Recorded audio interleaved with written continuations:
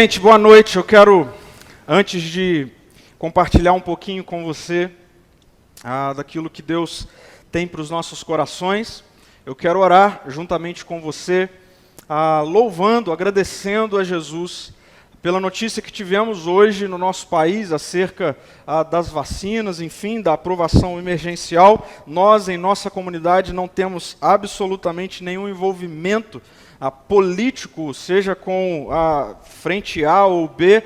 Nós cremos que a história, ela nunca, absolutamente nunca foi tomada das mãos daquele que é o Senhor da história.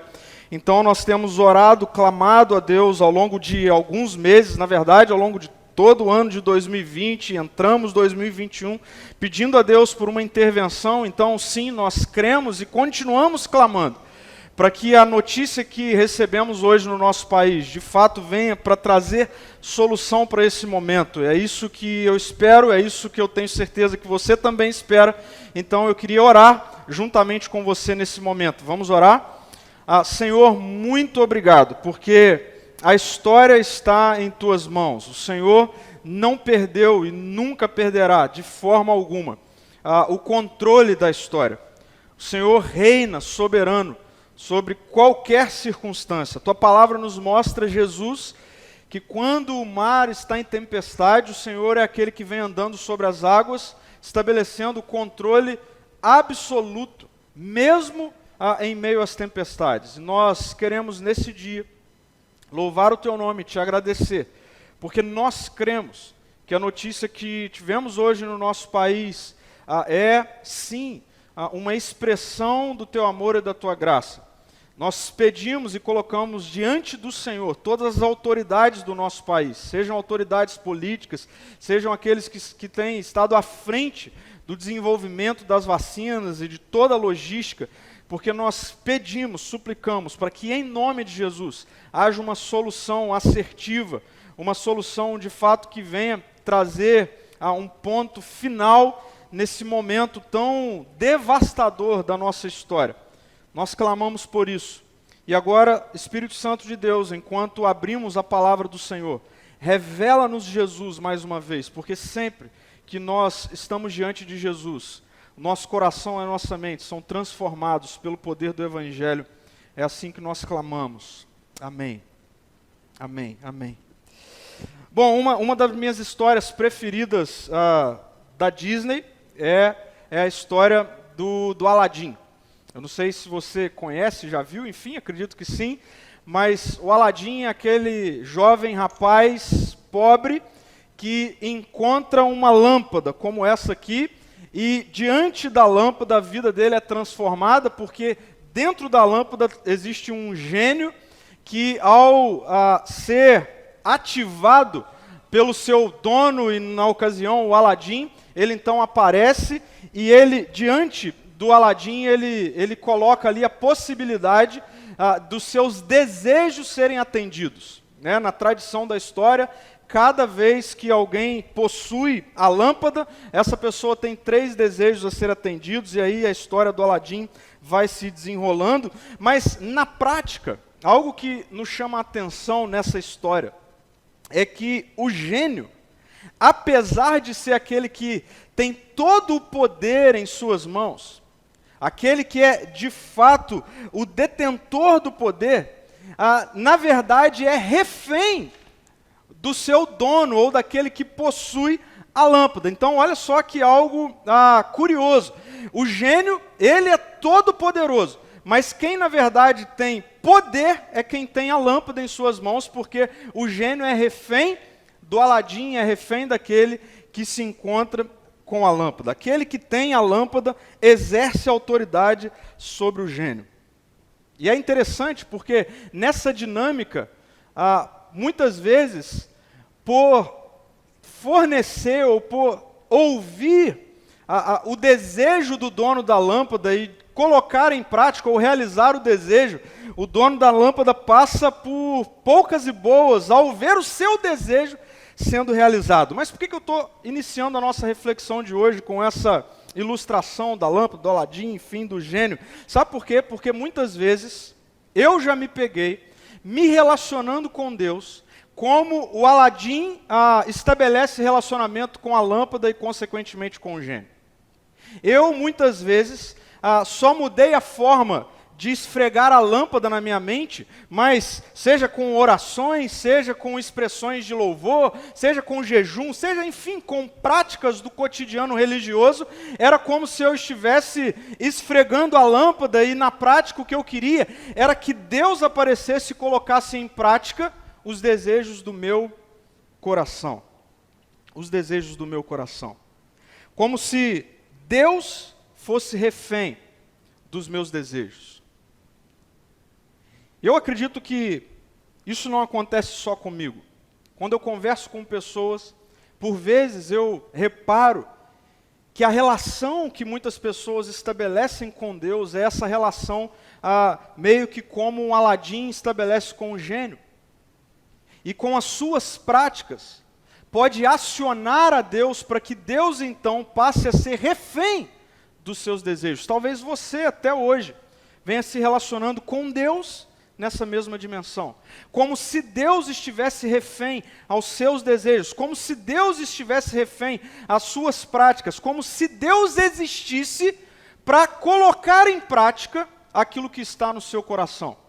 Como se o que Deus fizesse, a razão da sua existência, era, e inclusive nós damos nome para isso muitas vezes, te abençoar, e por vezes nós enxergamos bênçãos de Deus, tão somente como o Aladim enxergava no gênio. Alguém que existe, que tem todo o poder, mas que todo o seu poder, na verdade, é submisso às minhas vontades. Talvez a sua oração até hoje seja nada mais, nada menos do que esfregar a lâmpada, para ver se Deus então, ele, controlado pelos seus anseios e desejos, realize os seus desejos. Realize os seus desejos. O grande problema dessa relação é que ela é absolutamente contrária.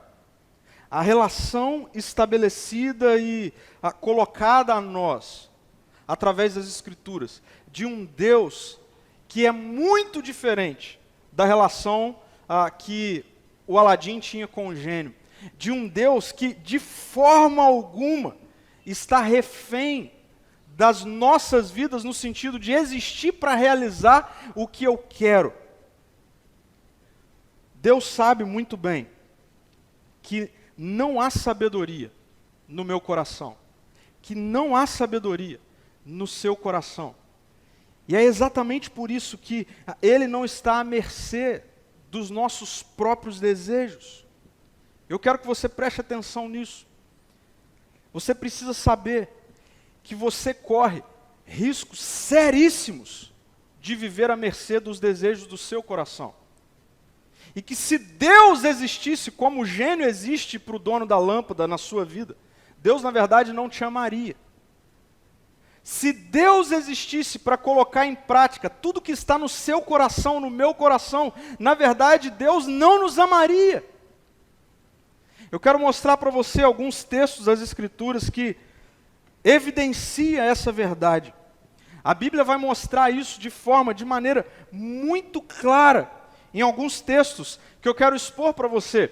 Veja só o que o profeta Jeremias vai dizer no capítulo 17, no versículo 9, se referindo exatamente ao coração humano. Veja, o texto diz assim: o coração humano é mais enganoso que qualquer coisa. O coração humano é mais enganoso que qualquer coisa e é extremamente perverso.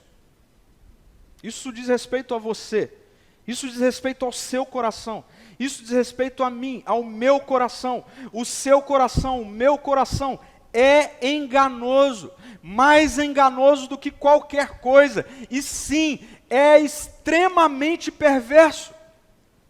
Por isso, em Provérbios nós vamos ler no capítulo 4, versículo 19, que o caminho dos perversos, ou seja, daquele que vive à mercê do seu próprio coração, dos desejos do seu próprio coração, o caminho dos perversos é como a mais absoluta escuridão. Você já experimentou andar em escuridão? Talvez, sei lá, fazendo uma trilha, ou de repente faltou a luz da sua casa, do seu apartamento. Você já experimentou essa realidade de andar em absoluta escuridão? É muito complicado, é trágico e por vezes nós tropeçamos. E o que a Bíblia está dizendo, alertando a mim e a você, é que os perversos, ou seja, aqueles que andam debaixo da autoridade do coração enganoso, é como andar em absoluta escuridão, nem sequer sabem o que os faz tropeçar. Por isso, no versículo 23, ou no versículo 23 do capítulo 4, Provérbios vai alertar acerca de, acima de todas as coisas, guarde o seu coração, pois ele dirige os rumos da sua vida. No domingo passado, nós iniciamos essa nossa série, Divina Sabedoria, afirmando que viver com sabedoria significa viver do jeito de Deus. Essa foi a afirmação que nós fizemos na semana passada. O autor de Provérbios vai dizer no capítulo 1, versículo 7, que o temor do Senhor é o princípio da sabedoria, como se ele estivesse nos alertando que, olha, existe alguém acima de vocês, você precisa viver a vida reverenciando este que está acima de vocês, ou seja, o Deus que criou todas as coisas, e isso é o princípio da sabedoria, porque a sabedoria não está em mim, não está em você. Por isso, viver com sabedoria significa viver a vida do jeito de Deus. E como nós trilhamos esse caminho? Como trilhar esse caminho? Todo o livro de Provérbios é como se Deus estivesse chamando a minha e a sua atenção, chamando a atenção da humanidade, para que não continuemos a andar pela escuridão do desejo do nosso coração enganoso e extremamente perverso. Não continuemos a trilhar o caminho de absoluta escuridão, mas ao contrário, estabeleçamos um caminho reto. Provérbios vai dizer isso repetidas vezes. Estabeleça um caminho reto, um caminho iluminado, um caminho bom, um caminho que produz vida e não morte. Um caminho, inclusive, de liberdade do nosso próprio coração enganoso. E algo muito interessante acontece em alguns momentos específicos do livro de Provérbios. Se você está lendo Provérbios, você já deve ter reparado que em alguns momentos há o que eu estou chamando aqui de a personificação da sabedoria. É como se a sabedoria fosse uma pessoa e ela estivesse conversando com o leitor, conversando com a gente. Por exemplo, Provérbios no capítulo 8, Provérbios no capítulo 9, nós temos a sabedoria dialogando com a humanidade. E é muito interessante quando isso acontece. E no capítulo 8, de maneira muito específica, é o que eu estou chamando aqui nessa noite de o grito da sabedoria. É como se a sabedoria estivesse gritando em direção à humanidade, clamando em direção à humanidade, tentando de todas as formas chamar a minha atenção, a sua atenção. Eu quero ler com você Provérbios no capítulo 8, acompanhe aí comigo. Veja, a sabedoria, ela está chamando a nossa atenção, ela está dando um grito. Provérbios 8, versículo 1 vai dizer assim: escutem, pois a sabedoria chama. Ouçam, porque o entendimento levanta a voz. No alto dos montes, junto ao caminho, a sabedoria se coloca nas encruzilhadas, ao lado das portas da cidade. Na entrada, ela anuncia. E aí veja só o grito da sabedoria: a vocês eu clamo, a todos vocês, levanto a minha voz para todo o povo. Vocês inexperientes, mostrem discernimento. Vocês tolos, mostrem entendimento. Ouçam, pois tenho coisas importantes a lhes dizer. Tudo que digo é correto, diz a sabedoria, pois falo a verdade, e toda espécie de engano é detestável para mim, assim diz a sabedoria. O meu conselho é justo, não há nada nele que distorça a verdade ou dela se desvie. Minhas palavras são claras para os que têm entendimento e corretas para os que têm conhecimento. Escolham minha instrução em vez da prata, e o conhecimento em vez de ouro puro, pois a sabedoria vale muito mais que rubis. Nada, absolutamente nada do que você deseja se compara a ela. Eu, a sabedoria, moro com a prudência. Sei onde encontrar conhecimento e discernimento. Quem teme o Senhor odeia o mal. Portanto, odeio o orgulho e a arrogância, diz a sabedoria. A corrupção e as palavras perversas. O bom senso e o sucesso me pertencem. Preste atenção nisso, a sabedoria diz, o bom senso e o sucesso me pertencem. O discernimento e o poder são meus. Graças a mim, a sabedoria está dizendo, os reis governam e as autoridades emitem decretos justos. Com minha ajuda, as autoridades lideram e os nobres julgam com justiça. Amo os que me amam. Os que me procuram por certo me encontrarão. Tenho riquezas e honras, bens duradouros e justiça. Minha dádiva vale mais que ouro puro. Meu rendimento é melhor do que a fina prata. Ando com retidão nos caminhos da justiça. Os que me amam recebem riquezas como herança. Sim, encherei os seus tesouros. O Senhor me estabeleceu desde o princípio. Antes de criar qualquer coisa, fui designada desde eras passadas. Logo no início, antes de a terra existir, nasci antes que os montes fossem criados, antes que a água brotasse de suas fontes. Nasci antes de serem formados os montes, antes de existirem as colinas. Quando ele não havia feito nada, a terra e os campos, nem o primeiro punhado de terra. Eu estava lá, diz a sabedoria, quando ele estabeleceu o céu, quando traçou os horizontes sobre os oceanos. Estava lá quando ele pôs as nuvens no alto, quando estabeleceu as fontes nas profundezas da terra. Estava lá quando ele determinou os limites do mar, para que não avançasse além das suas divisas. E quando ele demarcou os alicerces da terra, olha só o que a sabedoria diz, eu estava ao seu lado como uma arquiteta. Eu era sua alegria constante, sempre exultando em sua presença. Como me alegrei com o mundo que ele criou. Olha agora o que a sabedoria diz com referência à humanidade. Como exultei com a humanidade. Por isso, meus filhos, ouçam-me. A sabedoria está gritando, pois todos os que me seguem os meus caminhos, são felizes. Ouçam a minha instrução e sejam sábios. Não a desprezem. Felizes os que me ouvem, que ficam à minha porta todos os dias esperando por mim na entrada da minha casa, pois quem me encontra, encontra a vida, e recebe o favor do Senhor. Quem não me encontra, prejudica a si mesmo. Todos os que me odeiam, amam a morte. Amam a morte. Como eu disse, há aqui nesse capítulo, nesse clamor que a sabedoria está fazendo à humanidade, a mim, a você, um grito. E o que está nas entrelinhas do capítulo 8 de Provérbios é a humanidade gritando, para mim e para você. É a sabedoria gritando, para mim e para você, para toda a humanidade, que nós devemos nos entregar a uma relação submissa com Deus e abandonar uma relação consumista com Deus. Esse é o grito que está nas entrelinhas do capítulo 8 de Provérbios. É como se a sabedoria estivesse gritando, clamando em minha direção, a sua direção.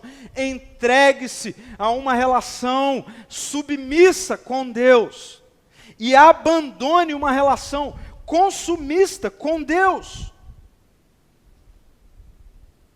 Muitas vezes, eu e você, temos vivido numa relação consumista com Deus.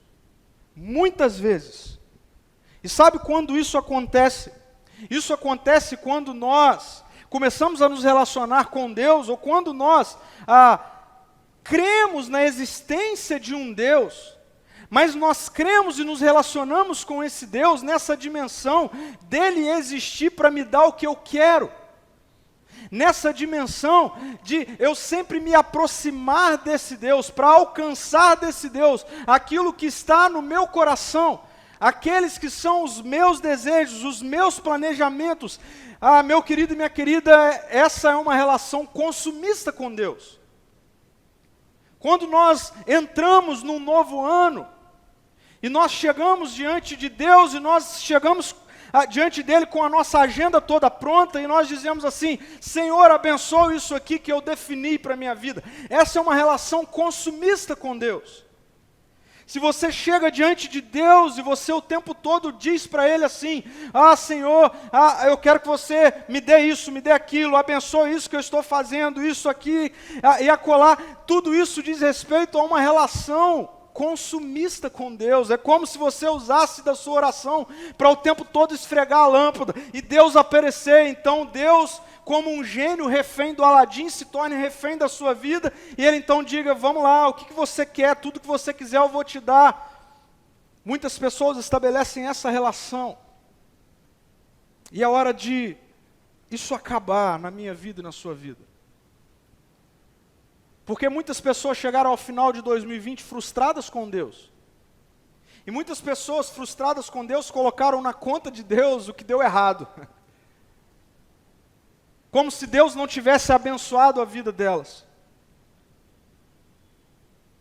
E Deus quer que você entre nesse novo ano, aprofundando um pouco mais a relação que você tem com esse Deus que existe, não para dar o que você quer, não para dar o que eu quero, mas para dar o que Ele tem para mim e para você. Por isso, o grito da sabedoria nesse texto é: abandone essa relação consumista com Deus e estabeleça uma relação submissa com Deus. Submissa com Deus. O Deus que se revela no Evangelho é o Deus que se revela em meio ao caos, trazendo salvação, trazendo redenção, trazendo socorro, trazendo uma resposta de amor e de acolhimento àquilo que foi perdido na rebelião. E veja só como Provérbios vai relatar isso. Eu quero destacar o versículo 4 e o versículo 5, do capítulo 8 de Provérbios. E eu queria que você, nesse momento, estivesse como conversando de fato com a sabedoria. Eu queria que você estivesse imaginando agora que você estivesse tomando um café com a sabedoria. Como nós vimos, a sabedoria ela está falando com a gente. Aqui há uma personificação da sabedoria. E eu fiquei pensando, eu sentado à mesa com a sabedoria. Imagine isso. Você sentado com a sabedoria. E vocês estão conversando. E aí conversa vai, conversa vem. De repente, a sabedoria vira para você. E ela faz um desafio para você, e é esse desafio que está representado no versículo 4 e 5 do capítulo 8. É como se a sabedoria, imagine só a sabedoria dizendo para você assim: ei, a você eu clamo, a todos vocês, e ela dissesse: levante a minha voz para todo o povo, vocês inexperientes, mostrem o discernimento. Imagine a sabedoria conversando com você, e ela fizesse esse desafio: vamos lá, eu quero que você olhe para o seu ano de 2020, olhe para o daqui, para o que aconteceu atrás, para toda a sua história, e a sabedoria lançasse esse desafio para você. Vamos lá, me mostra o seu discernimento. Me mostra as ocasiões em sua história onde você confiou no seu discernimento e deu tudo certo. E ela vai além, ela te faz outro desafio: ei, mostre o seu entendimento para com a vida. Eu não sei você, mas quando eu penso, eu imagino essa situação, da sabedoria virando para mim e falando assim: ei Pedro, eu quero que você olhe para a sua vida, para a sua vida. Me mostre o seu discernimento ao longo da sua vida. Me mostre o seu entendimento ao longo da sua vida. Sabe qual é a conclusão que eu chego? Que diante desse desafio eu não teria outra coisa a fazer a não ser me envergonhar. a não ser dizer é verdade. Eu olho para a minha história, para a minha vida e eu percebo o quanto me falta discernimento, conhecimento, o quanto me falta sabedoria. Por isso a sabedoria, ela se refere a todos nós, sem exceção, do mais novo ao mais velho. Todos nós, separados de Deus, somos inexperientes. Separados de Deus, somos tolos. Somos loucos, ignorantes, andamos na escuridão, caímos, tropeçamos e nem sabemos onde nós caímos e tropeçamos. Isso é assim, é dessa forma. E num determinado momento, a sabedoria ela vai começar a falar sobre onde ela estava, quando Deus criou todas as coisas. É logo depois disso. Logo depois dela mostrar para a gente quem nós somos, ela começa a falar dela. Ela começa a falar quem ela é. E é muito interessante que quando nós lemos do versículo 22 até o versículo 30, a sabedoria, ela começa a falar acerca dela ter sido estabelecida desde o princípio. Ela começa a falar que antes de Deus criar qualquer coisa, ela estava com Ele. A sabedoria começa a dizer que ela foi designada por Deus antes de todas as coisas. Ela chega a dizer que ela, a sabedoria, estava ao lado de Deus, no versículo 30, como uma arquiteta, participando ativamente da criação. Um dos textos mais lindos é a poesia de Gênesis 1 e 2.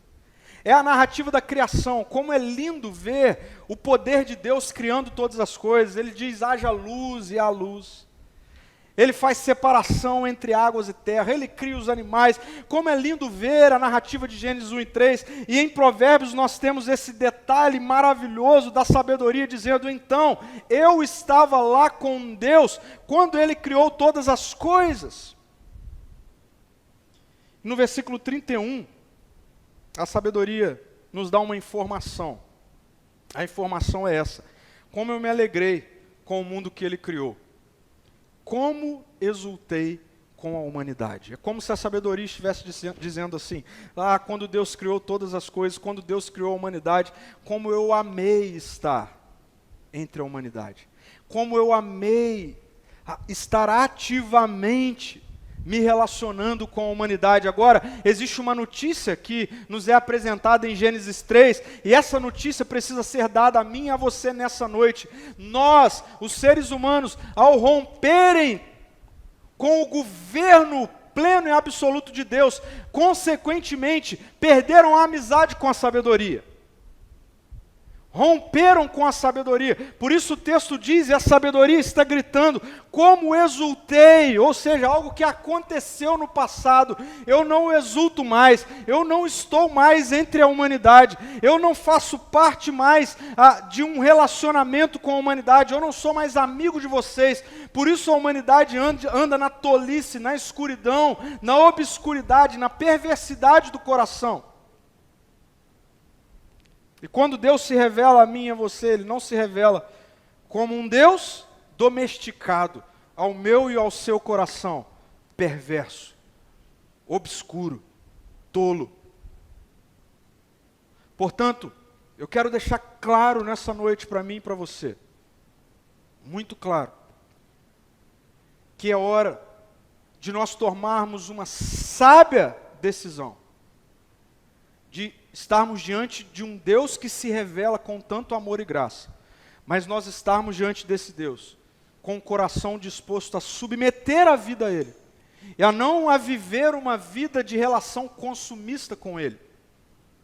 Talvez você está me ouvindo agora, e você é alguém que por muito tempo foi enganado acerca dessa pseudo-espiritualidade ou pseudo-evangelho, um evangelho mentiroso, de um Deus que vive refém dos seus atos, de um Deus que quer ser atraído por aquilo que você faz, e a forma dele mostrar que te ama é dando o que você quer. Essa mentira que é falada acerca da existência de um Deus que está o tempo todo numa relação mesquinha de troca. Não! Não é esse o Deus revelado nos evangelhos. E sabe por que não é esse Deus? Deus não nos ama nos dando aquilo que nós queremos. Deus nos ama nos dando um caminho a trilhar. Essa é a máxima expressão do amor de Deus. A Bíblia está dizendo, o nosso coração ele vive na escuridão, sem Deus. A sabedoria não é mais a nossa amiga. Nós perdemos a amizade com a sabedoria quando nós rompemos com o governo bom e amoroso de Deus. E Deus, Ele não vem ao nosso encontro, Ele diz assim, olha, agora eu cheguei, basta você esfregar aí a lâmpada através da oração, levantando a mão, fazendo jejum, e aí tudo que você quiser eu vou te dar. Não, Deus não nos amaria dessa forma, de forma alguma. Por isso, o grito da sabedoria é este: entregue-se a uma relação submissa com Deus. Afaste-se, abandone de uma relação consumista com Deus. Não foi para isso que Deus veio ao seu encontro. A gente está diante de um novo ano. Que possibilidade maravilhosa da gente agora dizer para Jesus, dizer para Deus assim, olha, daqui para frente, eu vou andar com o Senhor, vou me relacionar com o Senhor para submeter a minha vida ao Senhor. Eu não vou andar com o Senhor como se o Senhor existisse para me dar o que eu quero. Eu vou andar com o Senhor para eu entender o que o Senhor quer, e sempre que eu entender o que o Senhor quer, eu vou submeter a minha vida aos seus direcionamentos. E existem 2 versículos no capítulo 8 de Provérbios que são a chave para nós compreendermos com exatidão como é que nós atendemos esse grito que a sabedoria está dando. No versículo 6 do capítulo 8, o texto diz assim, ouçam, pois tenho coisas importantes a lhes dizer. A sabedoria está dizendo para mim e para você, ouçam, pois tenho coisas importantes a lhes dizer. No versículo 10, a sabedoria diz assim, escolham a minha instrução. Escolham a minha instrução em vez da prata e o conhecimento em vez do ouro puro. Nesses 2 imperativos aqui, nós encontramos a chave para nós compreendermos o grito da sabedoria. Eu diria, a chave para nós vivermos a nossa vida, aí sim, respondendo a esse grito e submetendo a nossa vida a Deus, o nosso ano a Deus, a nossa história a Deus, ao invés de continuarmos nessa relação utópica, inexistente, de consumo com Deus.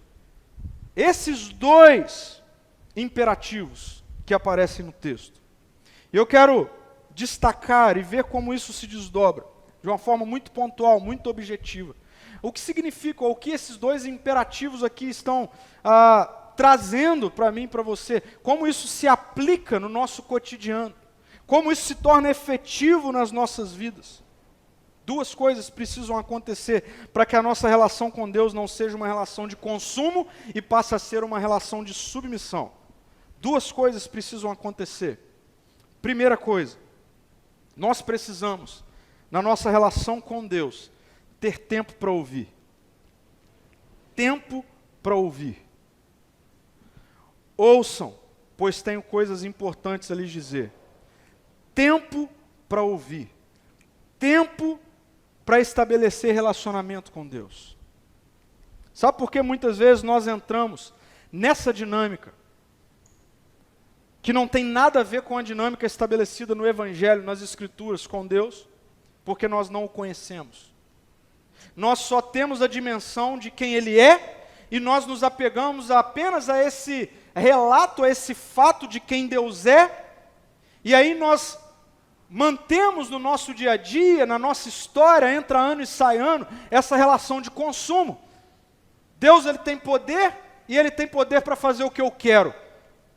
Nós não estabelecemos uma relação de submissão com Deus porque nós não conhecemos a Deus. Tiago nos dá um relato muito profundo na sua carta, ao dizer que crer na existência de Deus, preste atenção nisso, crer na existência de Deus, até os demônios creem. E mais, tremem diante de quem Deus é. O que demônio algum pode fazer e que eu e você podemos fazer? Submeter a nossa vida a Deus. Portanto, não basta você dizer assim, eu creio que Deus existe, mas no seu cotidiano você vive como se o Deus fosse você. E Deus, na verdade, fosse um gênio da lâmpada. Não é essa uma relação de sabedoria que Deus tem para mim e para você. Agora, como nós vamos estabelecer essa relação submissa com Deus, à medida em que nós passarmos a ouvir da sua voz? Ouvir. E a sabedoria está dizendo aqui, ouçam, pois tenho coisas importantes a lhes dizer. Sabe por quê? Muitas vezes nós vivemos numa relação de consumo com Deus. Sabe por quê? Porque a gente prioriza a nossa agenda em detrimento da agenda de Deus. Sabe por que muitas vezes nós mantemos uma relação de consumo com Deus e não de submissão e nós não conhecemos? Por quê? Porque a gente tem tempo para tudo. E nós limitamos ao nosso tempo com Deus a essa 1h30 no máximo de uma semana, de um dia na semana.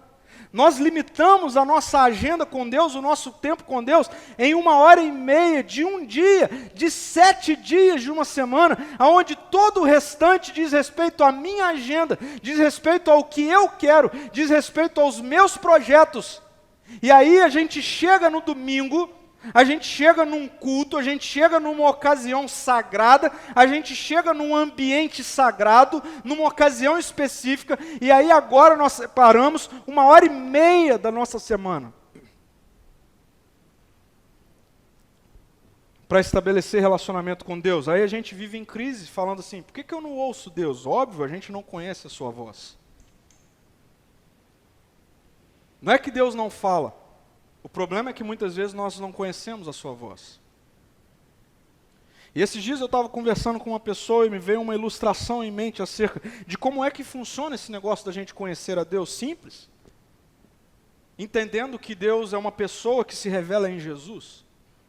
E como é que nós conhecemos a voz de uma pessoa? Nos relacionando com ela. E a ilustração que veio à minha mente é quando alguém liga para você, liga para mim, e a gente atende, e quando nós ouvimos a voz do outro lado, nós não reconhecemos a voz, e nós precisamos perguntar, e aí, quem é que está falando? E aí então essa pessoa diz, é fulano. Sabe, Deus quer que a gente estabeleça uma relação tão profunda com Ele, que é como quando alguém liga para você, alguém que você tem muita intimidade, que basta você ouvir o seu nome, e você já sabe imediatamente quem é que está falando. Isso é possível. Mas ninguém conhece ninguém se relacionando o mínimo e estabelecendo todo o restante da sua vida ao redor de você mesmo. E deixando Deus afastado da sua vida, como se Ele existisse apenas para realizar os desejos do seu coração. A sabedoria está dizendo para mim e para você, nesse novo ano, vocês precisam ter tempo para ouvir. Vocês precisam ter tempo para se relacionar com Deus. Eu li ao longo dessa semana uma frase que me fez pensar muito nisso. Muito nisso. Eu queria expor essa frase para você refletir um pouquinho. Veja só. É incoerente não ter tempo para Deus nessa terra e querer passar a eternidade com Ele no céu. Para pensar nisso.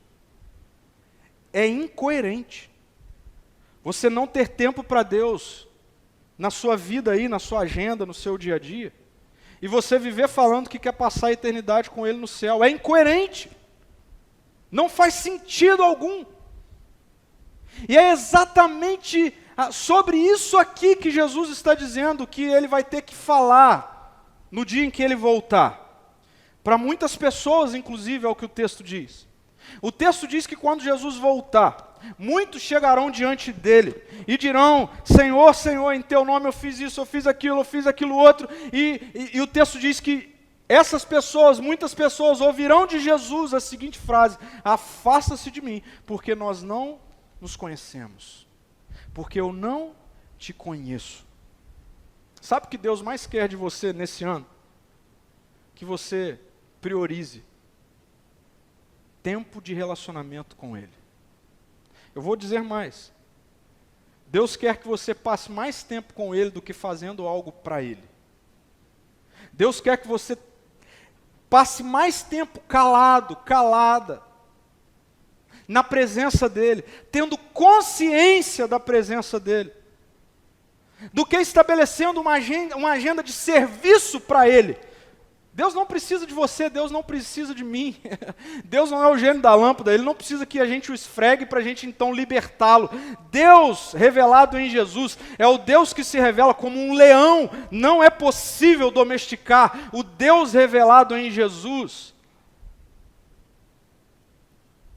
Ele é um leão que está solto e vai muito além daquilo que nós podemos fazer por Ele. O que Ele quer é que nós tenhamos tempo para ouvi-lo. Tempo para Ele. Tempo para Ele. Porque afinal é incoerente não ter tempo para Deus nessa terra e querer passar a eternidade com Ele no céu. Tempo para ouvir. Mas ainda, uma segunda decisão precisa ser tomada para que nesse ano a nossa vida não seja uma vida estabelecida numa agenda de consumo com Deus, mas de submissão a Deus. Um segundo imperativo aparece no versículo 10 do capítulo 8 de Provérbios. E esse segundo imperativo nos remete a uma escolha que nós precisamos fazer, porque o texto diz: escolham a minha instrução.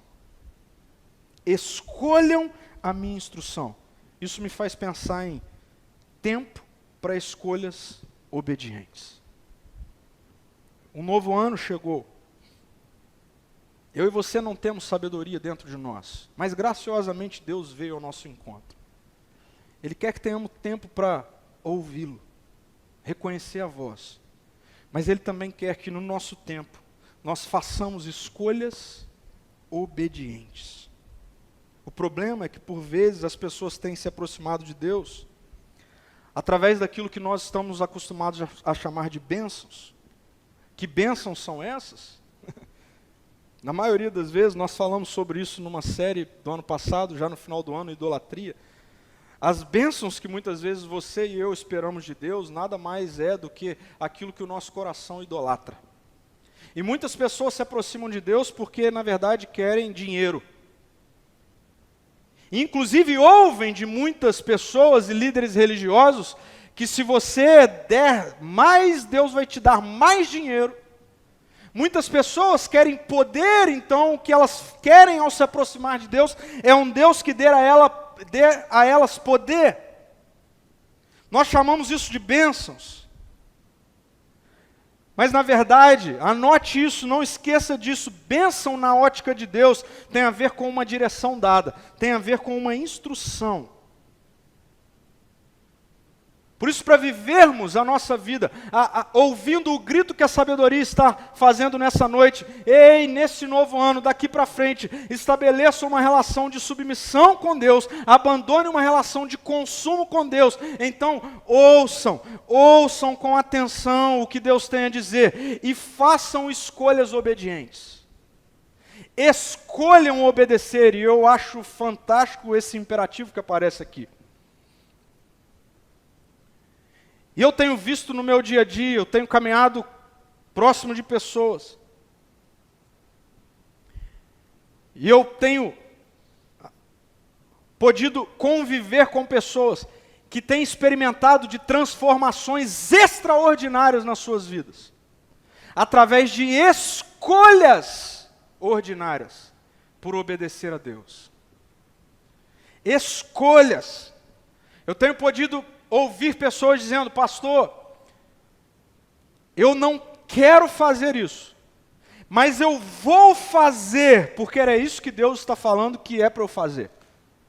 Pastor, o que eu sinto vontade de fazer é o oposto disso, mas eu escolho ouvir a instrução de Deus. Sabe o que tem acontecido? Eu tenho visto pessoas experimentarem de uma vida de profunda abundância, alegria, paz, por conta de escolhas obedientes. Se você não entender nada dessa mensagem, eu queria que você entendesse pelo menos isso. Tome uma decisão para esse novo ano. A decisão é daqui para frente. Eu vou escolher obedecer às instruções de Deus. E estabelecer um relacionamento submisso com Ele. Submisso com Ele. E qual é o resultado de nós escolhermos escutar o grito da sabedoria?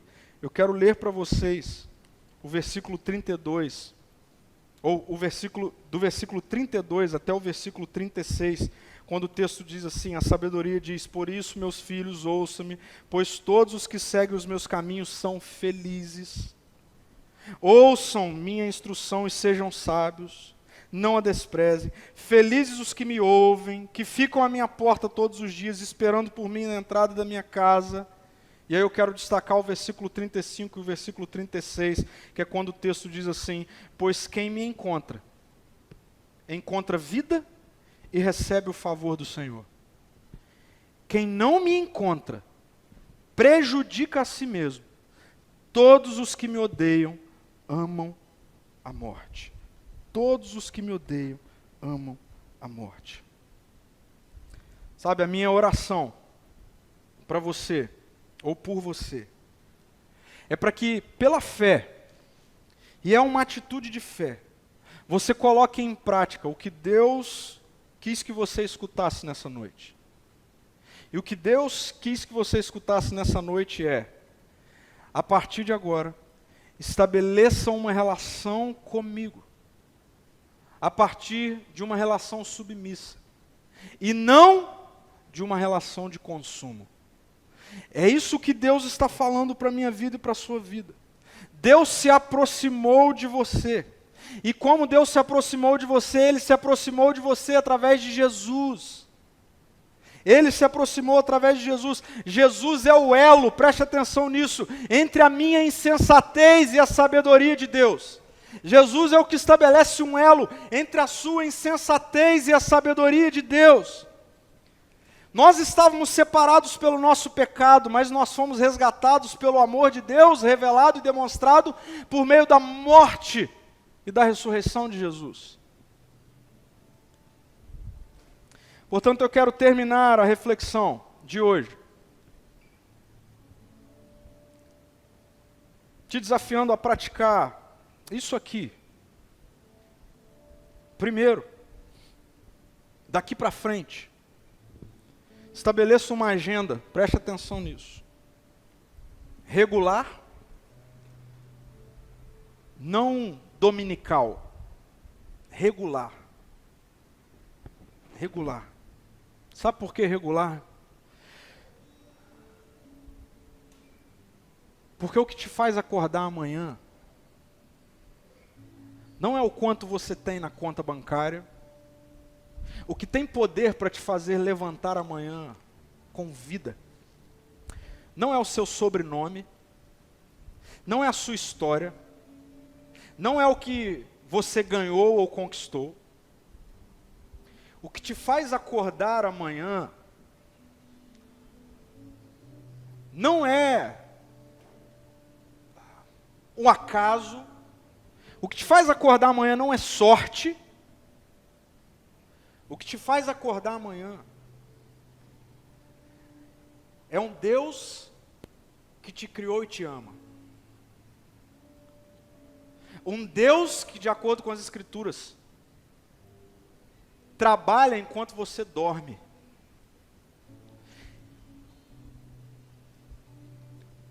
Um Deus que está cuidando da minha vida e da sua vida.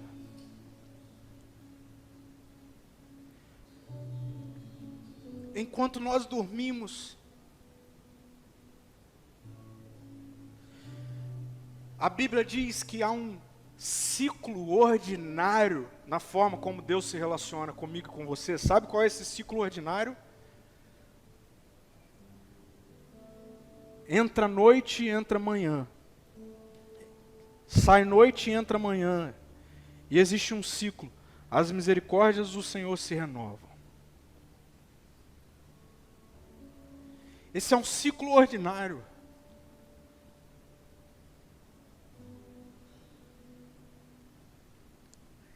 Mas é o ciclo que nos mantém de pé.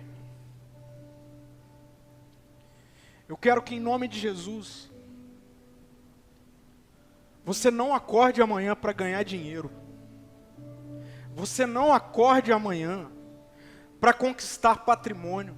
Você não acorde amanhã para desfrutar de prazer. Em nome de Jesus, que você não acorde amanhã para viver a vida como se você fosse o centro do universo e tudo ao seu redor girasse em torno de você.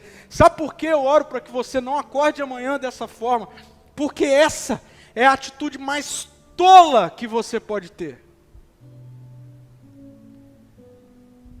Mais ignorante. É você continuar andando na escuridão do seu coração.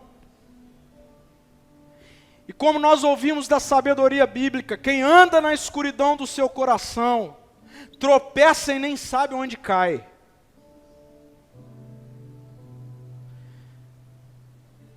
Estabeleça um relacionamento submisso com Deus.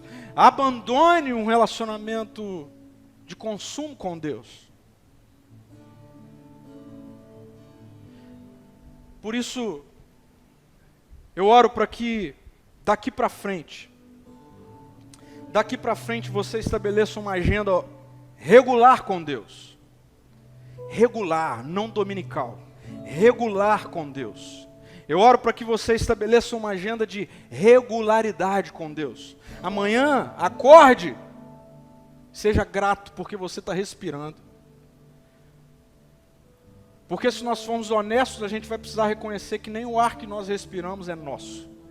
Nem o ar que nós respiramos vem por meio do nosso poder. Reconheça que existe um Deus que cuida diariamente de você. Por isso, diante desse Deus, estabeleça uma agenda regular de relacionamento com esse Deus. Estabeleça uma agenda ordinária com esse Deus. Sabe, nós fomos acostumados com a ideia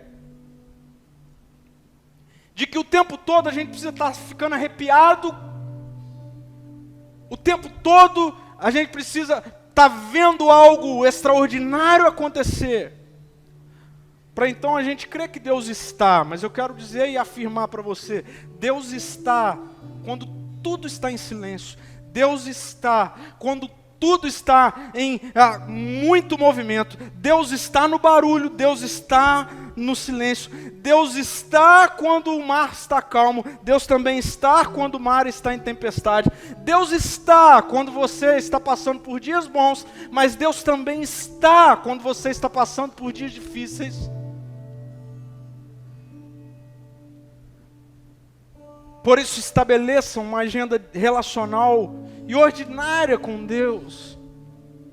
Vai ter dia que nessa agenda ordinária algo extraordinário vai acontecer. Vai ter dia que não. Mas faça pela fé. Seja intencional.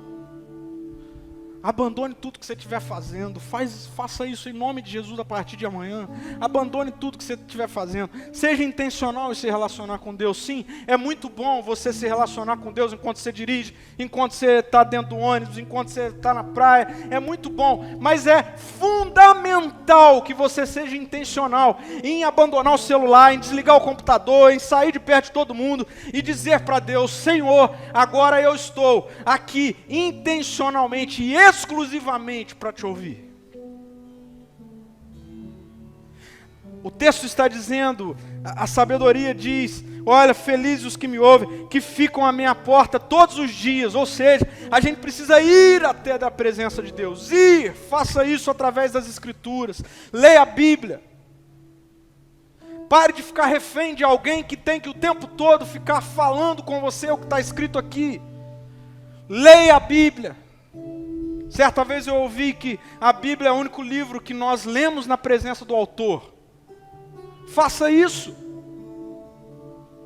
Leia a Bíblia. Ore. Não como alguém que fica tentando esfregar a lâmpada para atrair Deus para Ele me abençoar. Não. Ore. Porque na oração, o que acontece não é que Deus muda o que Ele quer, é que nós mudamos o que nós queremos. À medida em que nós oramos, em que lemos a Bíblia, há um poder regenerador, há um poder transformador, sobrenatural, de mudar as direções do meu coração e apontá-las todo para o coração de Deus. Daqui para frente, eu termino por aqui. Mude sua forma de enxergar o que significa ser abençoado. Mude a sua forma de enxergar o que significa ser abençoada. E comece a buscá-lo para encontrar direcionamentos. E sempre decida pela obediência. Pare de se aproximar de Jesus como quem encontrou uma lâmpada mágica. Jesus não cabe dentro de uma lâmpada. Não é possível domesticar o rei. Não faça mais da oração ou de qualquer outra prática uma forma diferente de esfregar a lâmpada.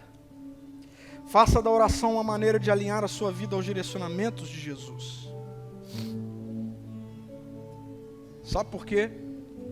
Ser abençoado, preste atenção nisso. Ser abençoado significa ser direcionado e não bajulado. Ser abençoado por Deus significa ser direcionado por Deus e não bajulado por Deus. Eu tenho uma filhinha. E muitas vezes a minha filha me pede algo, e se eu der o que ela está me pedindo, eu não estou expressando o meu amor por ela. Bajular não é sinônimo de amar. Direcionar, sim. Deus quer que você estabeleça e entre nesse novo ano se relacionando com um Deus que direciona. E nós descobrimos que é no direcionamento que nós somos abençoados. A minha oração por você, e eu quero finalizar orando, é que daqui para frente o nosso relacionamento com Deus seja atendendo ao grito da sabedoria de Deus. Não há nada em mim que suporte a minha vida, mas Deus se revelou em Jesus. Ele veio ao meu encontro. E aquilo que a sabedoria diz que eu me alegrava com a humanidade, por meio de Jesus, ela diz, eu voltei a me alegrar com vocês. Aquilo que foi perdido no Éden foi resgatado na cruz. Portanto, agora, a partir de uma relação de submissão com Deus, mediante a fé em Jesus, sabe o que acontece? Nós vivemos dias de sabedoria. Não porque Ele começou a dar tudo aquilo que estava no nosso coração, mas porque o nosso coração foi iluminado, não é mais escuro. Estabeleça uma relação de submissão, abandone uma relação de consumo. Durante esse ano, a partir de hoje, a partir dessa semana, você precisa separar tempo para ouvir Deus. A partir dessa semana, você precisa de tempo para responder em obediência aos direcionamentos de Deus. Isso é ser abençoado. Jesus, muito obrigado, porque o Senhor trouxe de volta a amizade com a sabedoria. Obrigado porque o Senhor trouxe de volta a possibilidade de não mais vivermos caindo aqui e acolá na obscuridade do nosso coração. Obrigado porque, sim, longe do Senhor, nosso coração é perverso, mas no Senhor nosso coração é purificado. Obrigado porque longe do Senhor nós caminhamos como quem caminha na escuridão, mas com o Senhor nós somos iluminados, recebemos um farol. Em nome de Jesus, nós abandonamos uma relação de consumo com Deus e nós, a partir de hoje, vamos viver uma relação de submissão a Deus. A nossa decisão, Pai, é de que teremos tempo para o Senhor. Tempo. E a nossa decisão, Pai, é de que nós vamos obedecer os seus direcionamentos. Em nome de Jesus. Que a graça do nosso Senhor Jesus Cristo, que o amor de Deus, o nosso Papai, que a comunhão e a consolação do Espírito Santo de Deus repouse sobre você aí onde você está, sobre a sua mente, sobre o seu coração, sobre a sua casa. Dê a você uma semana de submissão àquele que tem toda a sabedoria nele e que coloca toda a sua sabedoria à nossa disposição, até que Cristo volte. E quando Ele voltar, estará tudo certo, nós vivemos coerentemente. Viver coerentemente não é viver sem falhar. Viver coerentemente é viver em relação de amizade regular, ordinária e intencional com Jesus. Amém. Fique na paz. Até a próxima semana.